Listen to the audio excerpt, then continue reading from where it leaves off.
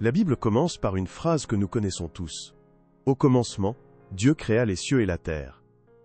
Mais si ce N n'était pas le véritable commencement, et si le jardin d'Éden n'était pas la première demeure de la création, mais une tentative de restaurer un royaume bien plus ancien, un monde qui a été délibérément effacé de nos mémoires et de nos écritures? Avant même qu'Adam ne soit formé de la poussière, des textes anciens et des traditions oubliées parlent d'un savoir divin qui lui fut transmis. Une mémoire sacrée, non pas du jardin, mais des cités célestes qui existaient avant que le monde ne soit informe et vide. Des structures de pure lumière, habitées par des êtres glorieux, dont la chute a plongé le cosmos dans les ténèbres même que la Genèse décrit. Qu'est-il arrivé à ce monde? Et pourquoi son histoire a-t-elle été cachée? Ce que vous êtes sur le point de découvrir va changer votre façon de lire les premiers chapitres de la Bible. Il ne s'agit pas de contredire la foi, mais de la rendre plus profonde, de révéler une guerre cosmique qui a précédé la création de l'homme. Adam n'était peut-être pas le premier souverain, mais l'héritier d'un trône abandonné, au cœur d'un conflit que même les cieux ont tenté d'oublier. Si vous sentez que votre âme recherche des réponses plus profondes que celles enseignées traditionnellement, alors vous êtes au bon endroit. Appuyez sur le bouton « J'aime » si cette quête de vérité résonne en vous, et abonnez-vous pour ne pas manquer les révélations à venir. Ce que nous allons explorer ensemble est un secret gardé pendant des millénaires.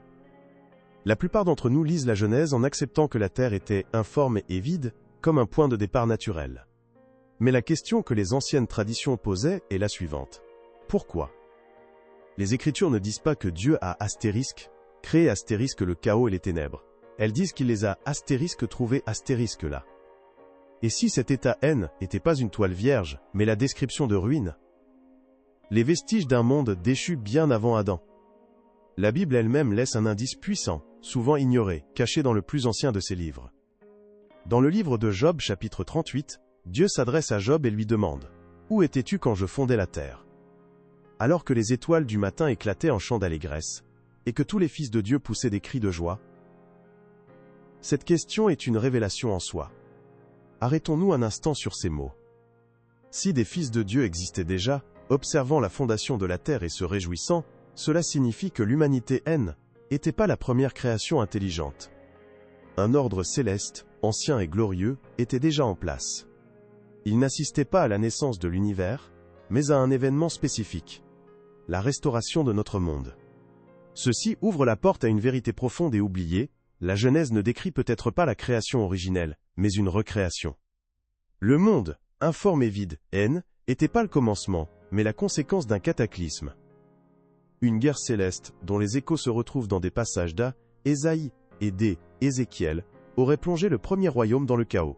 Adam n'a donc pas été placé dans un monde nouveau, mais sur les fondations sacrées d'un monde perdu. Ce savoir ne vient pas de nulle part. Il est inscrit dans des textes que l'histoire a tenté de faire disparaître. Des livres considérés comme apocryphes ou non canoniques. Le livre des Jubilés par exemple, ainsi que d'anciennes traditions judaïques, parlent d'un héritage de connaissances divines confié directement à Adam. Il ne s'agissait pas d'un simple guide pour le jardin d'Éden, mais de la chronique d'un monde perdu. La mémoire des cités de lumière qui existaient bien avant que les ténèbres ne recouvrent la surface de l'abîme. Alors une question essentielle se pose. Si ces récits sont si anciens et si importants, pourquoi n'ont-ils pas été inclus dans la Bible que nous connaissons? La réponse est aussi simple que troublante. Des siècles plus tard, lors des grands conciles qui ont façonné la doctrine chrétienne, un choix a été fait. Il a été décidé qu'une seule histoire de la chute, celle d'Adam, était plus simple et plus directe à enseigner. La complexité d'une guerre céleste, d'un royaume déchu avant même la création de l'homme, fut jugée trop périlleuse pour la foi du peuple. Ce n'était pas un oubli, mais une décision délibérée. Ces textes ont été écartés, mis de côté, pour protéger une version plus linéaire de la création et du péché. Le récit d'un commencement fut préféré à celui d'une restauration. En cachant l'existence d'un monde pré-adamique, on simplifiait la théologie, mais on perdait une dimension essentielle de la grandeur et de la souveraineté de Dieu. On nous a donné une partie de l'histoire, mais pas l'histoire entière. Mais la vérité, même enfouie sous des millénaires de doctrine, ne disparaît jamais complètement. Elle laisse des traces, des échos, des indices, cachés à la vue de tous. Et certains de ces indices les plus puissants se trouvent non pas dans des livres oubliés, mais dans les pages mêmes de la Genèse, si l'on sait où regarder. Le plan de Dieu pour l'humanité est bien plus vaste et plus ancien que nous ne l'avons jamais imaginé. Alors, que s'est-il réellement passé avant que la Genèse ne commence? Les textes oubliés décrivent un royaume de pure lumière, le premier ordre de la création. Un monde où des êtres magnifiques les fils de Dieu mentionnés dans le livre de Job, servaient le Créateur dans une harmonie parfaite. Ce N n'était pas un jardin terrestre, mais une dimension de gloire, avec des cités célestes et des voies spirituelles qui connectaient le cosmos tout entier. La Terre elle-même était un joyau de cet univers, un trône de souveraineté gouverné par le plus grand de tous les êtres créés. Un porteur de lumière, dont la splendeur rivalisait avec les étoiles du matin. Mais cette harmonie fut brisée. L'orgueil s'est immiscé dans le cœur de ce grand gardien. Une rébellion a éclaté, une guerre cosmique d'une violence inimaginable qui a secoué les fondements même de la création. Ce N n'était pas une simple dispute, mais une tentative de s'emparer du trône de Dieu. Un tiers des armées célestes a suivi ce prince déchu dans sa folie, et la bataille qui s'ensuivit a tout ravagé. La lumière a combattu les ténèbres, non pas sur un plan symbolique, mais dans une réalité primordiale, qui a laissé des cicatrices sur l'univers. Le jugement divin fut terrible et sans appel. Pour contenir la corruption et les ténèbres issues de cette guerre, le monde originel, ce premier royaume terrestre, fut anéanti. La Bible le décrit parfaitement. Il fut plongé dans le chaos, recouvert par les sions de l'abîme. La terre est devenue informe et vide, non pas parce qu'elle n'avait jamais existé, mais parce qu'elle était devenue le vestige d'un champ de bataille, une prison submergée pour les forces rebelles. Les ténèbres N n'étaient pas une absence de lumière, mais une présence active, le sceau du jugement sur un monde déchu. Et c'est sur ces ruines sacrées que Dieu a bâti un nouveau commencement. L'Esprit de Dieu planant sur les eaux N n'était pas en train de créer à partir de rien, mais de préparer une restauration. Le jardin d'Éden N n'était pas une simple utopie, mais un avant-poste de la sainteté divine sur un territoire reconquis. Adam n'a pas été créé pour être un simple jardinier, mais pour être l'héritier légitime du trône abandonné, le premier d'une nouvelle lignée destinée à reprendre ce que le premier gardien avait perdu. Notre histoire ne commence pas par un péché dans un jardin, mais par une mission au cœur d'une guerre spirituelle millénaire. Vous comprenez maintenant pourquoi ce récit semble si différent de ce que l'on nous a toujours enseigné. L'histoire traditionnelle est simple. Un jardin parfait, une seule tentation, une seule chute. C'est une histoire puissante, mais c'est une histoire incomplète. La version que nous explorons est plus vaste, plus ancienne et infiniment plus complexe. Elle ne commence pas avec un homme, mais avec une guerre entre les puissances célestes. La question qui doit être posée est donc la suivante. Pourquoi cette version a-t-elle été cachée? Pourquoi nous a-t-on présenté un commencement, alors qu'il s'agissait en réalité d'une restauration? La réponse se trouve dans les couloirs du pouvoir des premiers siècles du christianisme. Les pères de l'aile, Église et les chefs spirituels, lors des grands conciles qui ont forgé la doctrine, ont fait un choix stratégique. Ils craignaient que la complexité d'une guerre céleste et d'un monde pré-adamique ne sème le doute et la confusion dans l'esprit des fidèles. Pour unifier Église, et solidifier la foi, il fallait un récit simple et direct. La création, le péché d'Adam, et la rédemption par le Christ. L'histoire d'un royaume déchu avant même l'humanité risquait de diluer la responsabilité d'Adam et de compliquer le plan du salut. Ce ne fut donc pas un oubli, mais une décision consciente. Des textes anciens, qui contenaient ces récits de mondes antérieurs et de conflits cosmiques, ont été délibérément mis de côté, qualifiés d'apocryphes. Non pas parce qu'ils étaient faux, mais parce qu'ils étaient jugés trop profonds, trop déstabilisants pour la foi naissante. On a choisi de protéger les croyants en leur cachant une partie de la vérité. La doctrine du péché originel, centrée uniquement sur Adam, est devenue la pierre angulaire de la théologie, et tout ce qui la précédait a été systématiquement effacé des enseignements officiels. En simplifiant l'histoire, ces anciens chefs religieux ont peut-être renforcé Église, mais ils ont aussi privé des générations de croyants d'une compréhension plus profonde de la majesté de Dieu et de l'ampleur de son plan de rédemption. Ils nous ont donné une carte du jardin, mais ils ont caché la carte de l'univers tout entier. Mais la vérité, même enfouie, ne peut rester cachée pour toujours. Des indices de ce conflit ancien subsistent, gravés dans les pages mêmes de la Bible que nous tenons entre nos mains. Il suffit de savoir où regarder. Alors, pourquoi cette connaissance est-elle si cruciale aujourd'hui? Vous êtes-vous déjà senti insatisfait par des explications spirituelles qui semblent trop simples, presque superficielles? Avez-vous déjà eu l'impression qu'il manquait une pièce essentielle au grand puzzle de votre foi? Ce sentiment n'est pas un signe de doute, mais une soif de profondeur. Une soif que les récits traditionnels, bien que vrais, ne suffisent plus à étancher. Cette révélation sur le monde pré-adamique n'est pas une simple curiosité historique. Elle est la clé qui redonne un sens à l'intensité du combat spirituel que nous menons. Elle explique pourquoi le mal semble si ancien, si profondément enraciné dans les fondations mêmes de notre monde. Nous ne luttons pas simplement contre l'héritage d'une seule désobéissance dans un jardin. nous sommes au cœur de la restauration d'un royaume cosmique, sur un champ de bataille sacré, bien plus vieux que l'humanité. Si vous écoutez ces mots en ce moment, ce n'est pas un hasard. Toutes les âmes ne sont pas prêtes à recevoir une vérité aussi vaste. Pendant des siècles, cette connaissance a été jugée trop complexe, trop déstabilisante.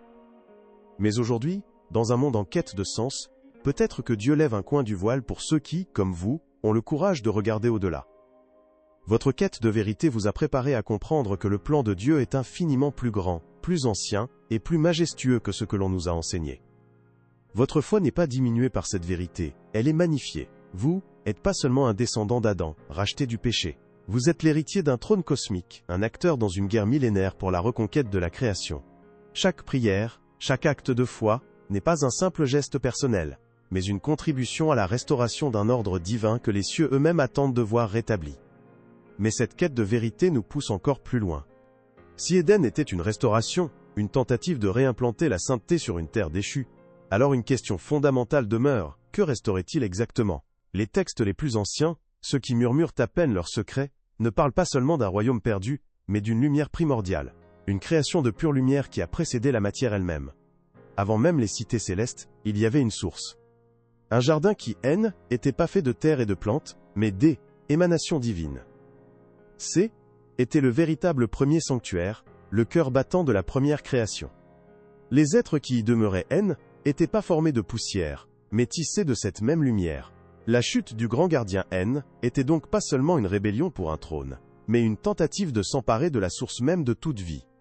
Ceci nous amène à une révélation encore plus profonde. Et si le jardin D, Éden N, n'était pas simplement une nouvelle demeure pour l'homme, mais un sceau sacré, une barrière spirituelle placée sur les ruines du monde précédent, non seulement pour contenir les ténèbres à l'extérieur, mais pour protéger un vestige de cette lumière originelle, cachée au plus profond de ses fondations. Le plan de Dieu devient alors d'une complexité vertigineuse. Adam N n'était peut-être pas seulement l'héritier d'un royaume, mais le gardien d'un secret. Un secret enfoui sous le sol même qu'il devait cultiver. Le serpent ne lui a pas seulement offert un fruit, il lui a offert une clé pour déverrouiller une connaissance qui ne concernait pas le bien et le mal, mais la lumière et les ténèbres, qui existaient bien avant lui. Cette perspective change radicalement notre compréhension de Dieu. Il n'est plus seulement le Créateur qui a tout fait à partir de rien, mais il est, avant tout, le grand restaurateur. Chaque acte décrit dans la Genèse, à commencer par « que la lumière soit », n'est pas une création astérisque ex nihilo, mais une reconquête. C'est la lumière qui repousse des ténèbres déjà existantes. C'est l'ordre qui soumet un chaos qui était déjà là. Dieu ne crée pas un monde nouveau. Il guérit un monde brisé.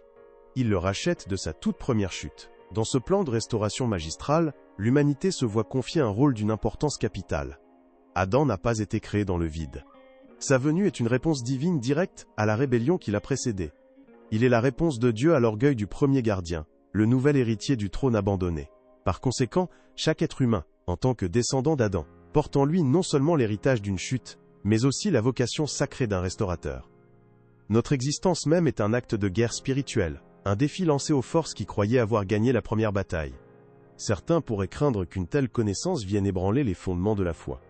Mais c'est tout le contraire. Cette vérité cachée ne détruit pas la foi. Elle l'approfondit et lui donne une dimension cosmique.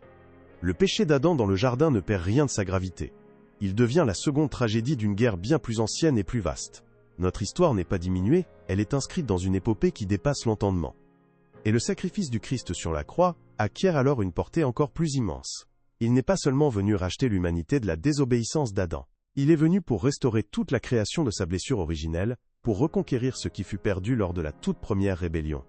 Comprendre cela, c'est réaliser que notre foi est ancrée non pas au commencement de l'homme, mais au cœur même du plan éternel de Dieu. Et c'est ici que se trouve la révélation la plus profonde, celle qui change absolument tout. Le plan de rédemption n'a pas commencé dans un jardin après une désobéissance. Il a été conçu dans l'éternité, avant même que Dieu ne dise « que la lumière soit porosita ». Le sacrifice du Christ N n'était pas une réponse au péché d'Adam. Il était la réponse divine à la toute première rébellion, celle qui a plongé le cosmos dans les ténèbres originelles. Relisez maintenant les premiers versets de la Genèse, avec cette nouvelle clé de lecture. Lorsque Dieu déclare « que la lumière soit païm », il ne s'agit pas seulement de la lumière physique qui chasse l'obscurité. Dans le langage des prophètes et des apôtres, le Christ est la véritable lumière du monde. Cette parole créatrice était donc une prophétie vivante. C'est était l'introduction de la solution divine dans un monde brisé. Dieu ne se contentait pas de restaurer la terre. Il y inscrivait, dès son premier souffle, la promesse de sa rédemption finale. Adam, était donc pas le commencement de l'histoire, mais une étape cruciale dans ce plan magistral. Il était une préfiguration, une ombre du véritable héritier qui devait venir. Le trône qu'il a perdu était en réalité gardé pour un autre. Le roi qui ne faillirait pas. Celui qui achèverait la guerre que le premier gardien avait commencée. Toute la Genèse, et en réalité toute l'histoire de l'humanité, n'est que le prologue de son arrivée. Votre foi ne repose donc pas sur les fondations fragiles d'un jardin, mais sur un plan éternel, établi avant même la fondation de notre monde. Le conflit spirituel que vous ressentez n'est que l'aile, écho de cette bataille primordiale. Mais la victoire a déjà été déclarée, non pas seulement sur une croix en réponse à une erreur humaine, mais dans le cœur de Dieu, avant même que le temps n'existe. La fin de l'histoire était écrite bien avant son commencement. Ce que vous venez d'entendre n'est pas une simple histoire. C'est un appel à voir votre propre foi sous une lumière plus vaste, une lumière qui a traversé les âges, cachée à la vue de tous. C'est la pièce manquante du puzzle, celle qui explique la profondeur du conflit spirituel et la véritable majesté du plan de Dieu. Une vérité qui ne diminue pas les Écritures, mais qui les fait résonner avec une puissance cosmique. Pendant des siècles, cette compréhension a été mise de côté, jugée trop complexe, peut-être même trop dangereuse. Mais la vérité ne peut rester enfouie éternellement. Aujourd'hui, elle refait surface non pas pour ébranler votre foi, mais pour la fortifier, pour vous donner les fondations solides d'un royaume qui existait bien avant le jardin d'Éden. Vous n'êtes pas seulement un croyant, vous êtes l'héritier d'une histoire éternelle. Si cette vérité arde dans votre cœur, si vous sentez que votre esprit a été nourri aujourd'hui, alors laissez votre j'aime pour nous le faire savoir. Abonnez-vous à la chaîne et activez la cloche des notifications pour ne manquer aucune des révélations à venir. Et maintenant nous avons une nouveauté, pour ceux qui souhaitent aller plus loin. En rejoignant notre espace membre, vous bénissez directement ce travail, et nous aidez à continuer de produire des contenus édifiants et révélateurs comme celui-ci. Enfin, dites-nous dans les commentaires depuis quelle ville vous nous regardez. Nous aimons savoir d'où vient notre communauté de chercheurs de vérité.